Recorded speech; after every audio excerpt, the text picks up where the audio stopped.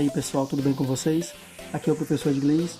Nós estamos iniciando mais um semestre e nesse semestre vamos iniciar com o assunto de análise combinatória. E nesse vídeo nós veremos uma breve introdução da análise combinatória e nós veremos o princípio fundamental da contagem, que é considerada a base da análise combinatória. Então, antes de mais nada, peço para que você se inscreva no canal, se você ainda não é inscrito, que você deixe seu like e também seus comentários. No mais, bem-vindo a mais um semestre e vamos para a aula. Análise combinatória. O que é? Bem, análise combinatória é a parte da matemática que estuda os métodos de contagem. É de inglês, mas eu sei contar. 1, 2, 3, 4, 5, 6, 7, 8, 9. Ótimo, eu sei que você sabe contar. Porém, existem situações em que contar pode ser uma tarefa muito difícil. Tá ok? Vejamos aqui algumas situações. Quantas placas diferentes de automóveis, formadas por 3 letras e 4 algarismos, podem existir? Outra situação. De quantas maneiras diferentes você pode escolher 6 entre 60 números em um jogo? Vejamos mais uma situação. Quantos números de telefone de 8 dígitos podem existir? Esses são exemplos de situações, de contagem, que se a gente fosse contar um a um, isso demoraria praticamente uma eternidade. Okay? E esses exemplos podem ser resolvidos fácil, porque são métodos de contagem e é resolvido através da análise combinatória. Bem, e para que serve a análise combinatória? Em um exemplo que já falei, serve no planejamento urbano. Um exemplo dito que foi as placas dos automóveis. Quantas placas diferentes de automóveis, formadas por 3 letras e 4 algarismos, podem existir? Bem, as nossas placas é formada por 3 letras e 4 algarismos.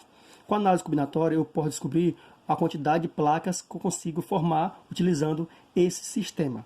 Porém, se eu perceber que a quantidade de placas é inferior à quantidade de pessoas que têm veículos, aí nós podemos concluir que esses sistemas de placas formadas com 3 letras e 4 algarismos já não vai mais ser útil.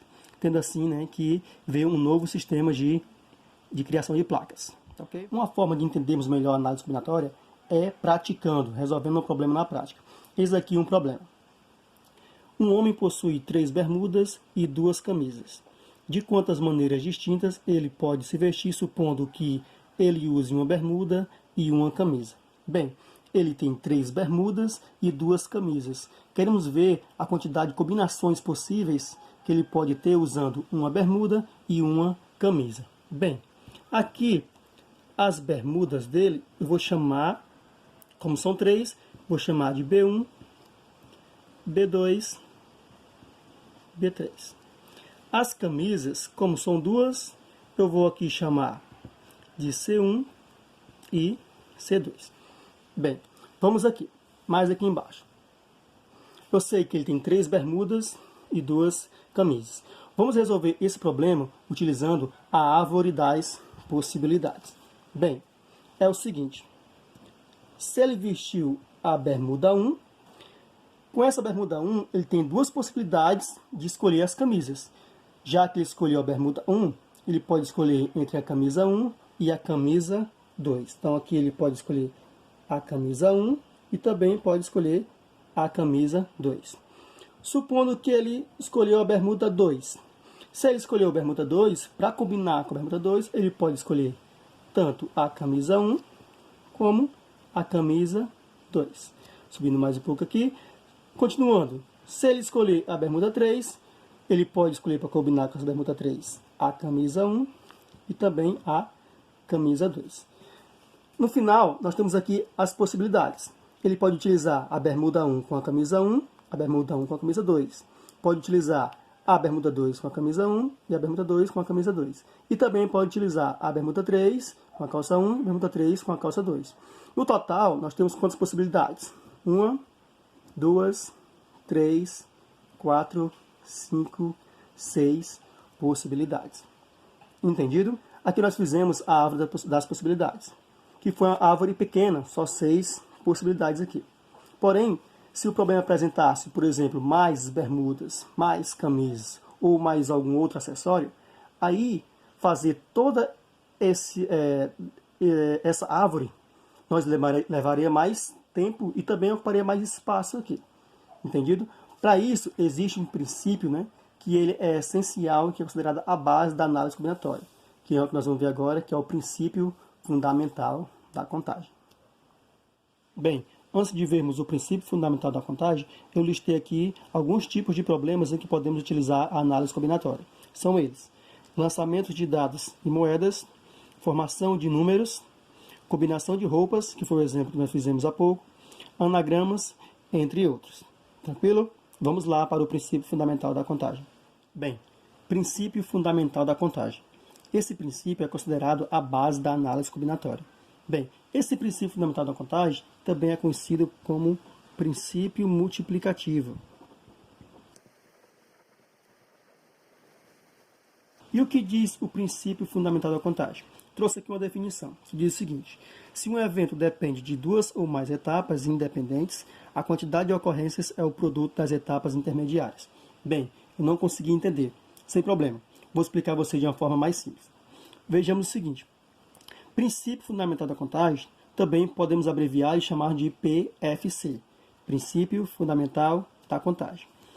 E o que esse princípio em que nos ajuda? Bem, ele facilita problema de contagem. O problema é que ele é muito extenso, que você precisa escrever muito, ele vai nos facilitar. E contar sem precisar enumerar. Lembra da árvore das possibilidades? Nós estávamos contando e enumerando. Porém, se for um exemplo, um problema que tiver várias etapas e várias quantidades dessas etapas, nós teremos um problema que seria, no caso, praticamente inviável responder, porque tomaria bastante tempo e seria muito difícil. Ok?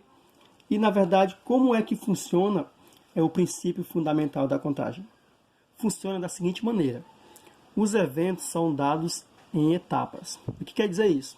Lembra do exemplo anterior, das bermudas e camisas, onde fizemos as combinações? Bem, escolher bermudas e escolher camisas são as etapas. Escolher bermuda é uma etapa e escolher camisa é outra etapa. O próximo aqui, o número de cada etapa é conhecido. Bem, lá nós tínhamos as etapas escolher bermudas e escolher camisa. Porém, eu sabia o número de bermudas e sabia o número de camisas. Ou seja, escolher bermudas e escolher camisas são as etapas. A quantidade de bermudas e a quantidade de camisas são os números que são conhecidos de cada etapa. Bem, e o resultado final? O resultado final é o seguinte: o número total de possibilidades é igual ao produto entre o número de possibilidades de cada etapa. Bem, escolher bermudas e escolher camisas são as etapas. A quantidade de bermudas e a quantidade de camisas são os números conhecidos das etapas. Se eu multiplicar esses números que são conhecidos, aí sim eu terei o resultado final, que é o total de possibilidades. Bem, vamos agora resolver alguns exemplos de problemas onde utilizaremos o princípio fundamental da contagem. O primeiro exemplo diz o seguinte: Pedro tem 3 pares de tênis, 2 calças e 4 camisas. De quantas maneiras distintas ele poderá se vestir usando um par de tênis, uma calça e uma camisa? Bem, esse exemplo eu poderia resolver utilizando a árvore das possibilidades. Mas aí eu teria que escrever cada combinação. Porém, pessoal, nós vimos agora há pouco o princípio fundamental da contagem. Vamos ver o seguinte: observem que nós temos que ter as etapas e o número de cada etapa. E, por fim, multiplicar o número dessas etapas. Bem, se você olhar aqui, a quantidade de tênis, né? Escolher tênis é uma etapa. Escolher calças é outra etapa. E escolher camisas é outra etapa. Bem, aqui nós temos 3 etapas. Para resolver problema utilizando PFC, nós faremos o seguinte: vamos separar, para cada etapa, colocar um espaço. Como aqui nós observamos que tem 3 etapas, vamos colocar 3 espaços. Aqui, o primeiro espaço, o segundo espaço e o terceiro espaço. Tranquilo? Agora vamos ver os números conhecidos de cada etapa. Por exemplo, escolher tênis é uma etapa. Eu tenho quantos pares de tênis? 3. Calça é outra etapa. Eu tenho quantas calças? 2. Camisas é outra etapa. Eu tenho quantas camisas? 4. Então é o seguinte: cada espaço aqui é uma etapa. Pares de tênis, calças e camisas. E vamos ver os números dessas etapas.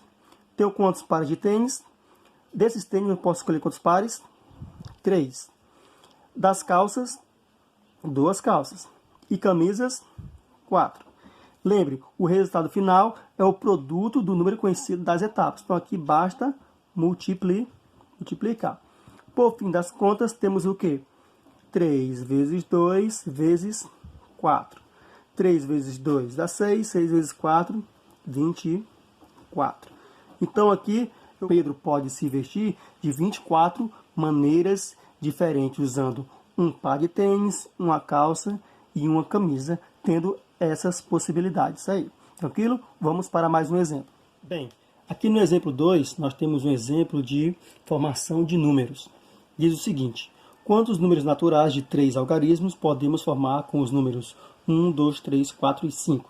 Bem, aqui, pessoal, como é que você vai identificar as etapas, né? Que são os espaços. Bem, aqui ele quer formar números naturais de 3 algarismos.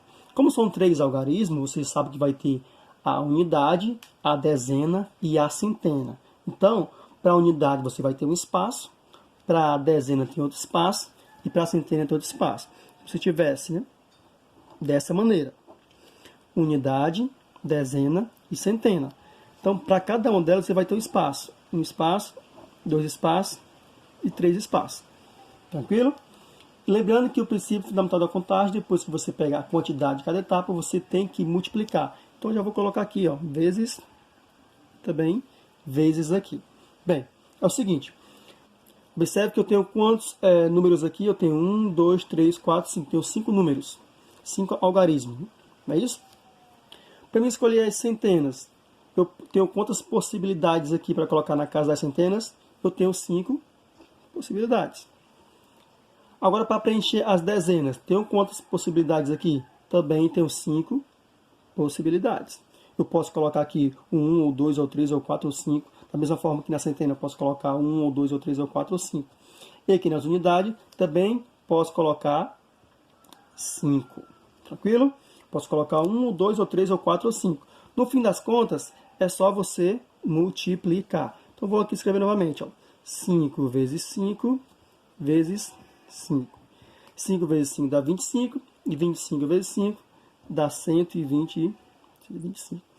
Então, eu posso formar 125 números naturais de 3 algarismos.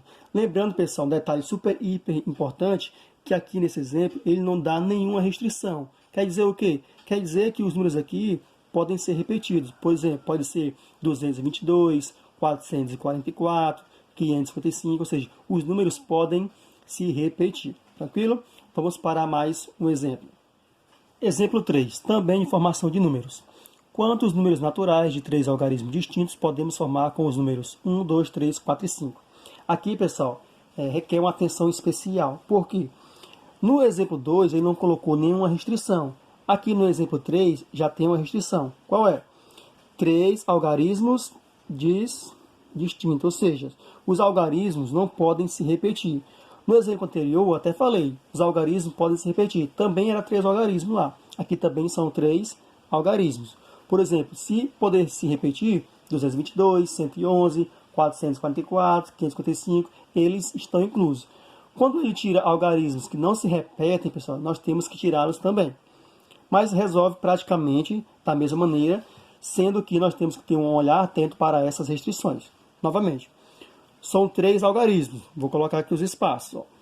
Lembrando que nós estamos resolvendo essas questões pelo princípio fundamental da contagem, que é o PFC, ok? Aqui os 3 espaços. Unidade, dezena e centena. E vou escrever aqui, pessoal, né, os números para a gente poder entender melhor. Aqui tem 1, 2, 3, 4 e 5.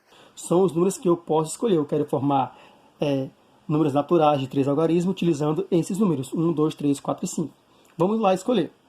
Lembrando que, como é PFC, aqui vai sempre ficar multiplicando. Vamos lá. Aqui, para as centenas, pessoal, eu tenho 1, 2, 3, 4 e 5. Eu tenho quantas possibilidades, né? Para escolher para esse primeiro espaço. Eu posso escolher quantas possibilidades aqui? Eu posso escolher 5. Tá ok? Agora, atenção, muita atenção. Ó, são algarismos distintos, eles não podem se repetir. Tranquilo? Então é o seguinte, ó, tendo em vista que eu já escolhi um para esse espaço aqui, ok? O que eu colocar nesse segundo espaço não pode ser o mesmo que eu tenho colocado aqui no primeiro espaço. Então vamos supor que eu escolhi o número 4 para esse espaço aqui. Então se eu já escolhi o número 4 para esse primeiro espaço, no segundo espaço eu não posso mais colocar o 4. Ou seja, restou quantos algarismos para me preencher ali? Restou o 1, o 2, o 3 e o 5. Restaram quantos? Restaram 4. Então aqui no segundo espaço eu tenho 4 escolhas. Eu posso escolher 4 números para colocar aí. Da mesma forma, aqui no terceiro espaço, ó, tendo em vista que eu já escolhi o do primeiro e o do segundo, o que eu vou colocar aqui no terceiro espaço, ele não pode ser igual ao que eu escolhi no segundo espaço aqui e o que eu escolhi aqui no primeiro espaço. Então vamos supor que eu já escolhi esses dois algarismos, né? O 4 para o primeiro e o 5 para o segundo. Então eu tenho quantas possibilidades aqui para escolher para o terceiro espaço? Restaram quem? Restaram 3 algarismos. Então, no fim das contas, nós temos o quê? Nós temos, ó, 5 vezes 4 vezes 3. 5 vezes 4 dá 20 e 20 vezes 3 é igual a 60. Ou seja, nós podemos formar 60 números naturais de 3 algarismos distintos com esses números aqui, ó, 1, 2, 3, 4 e 5. Então, a dica que eu dou é essa. Atenção para as restrições. Muita atenção. Muita atenção porque, ó, vejamos aqui. Na formação desses números naturais, eu posso ter 145? Posso. Posso ter 324? Posso. Por quê? Porque os 3 algarismos são distintos. Ó, 1, 4, 5, não se repete. 3, 2, 4, não se repete. Agora, eu posso ter esse número aqui, 3, 2, 3. Não posso porque, ó, tem 3 aqui e 3 aqui. Eles não podem se repetir. Posso ter 114? Não posso, porque o 1 e 1 se repetem aqui.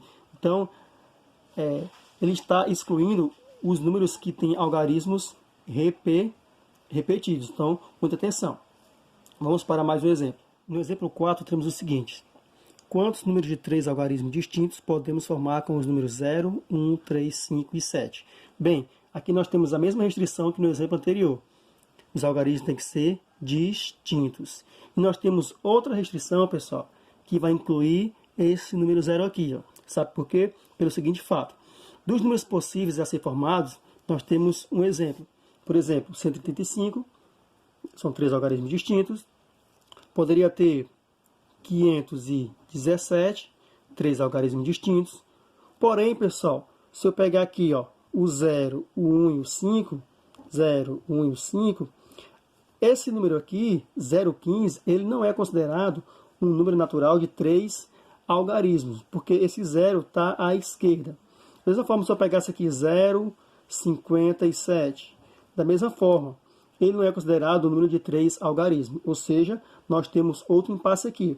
A primeira restrição tem que ser algarismos distintos, e a outra restrição é que na casa da centena não pode estar o número 0. Então vamos aqui responder utilizando essas restrições. Da mesma forma, são 3 algarismos, 3 espaços.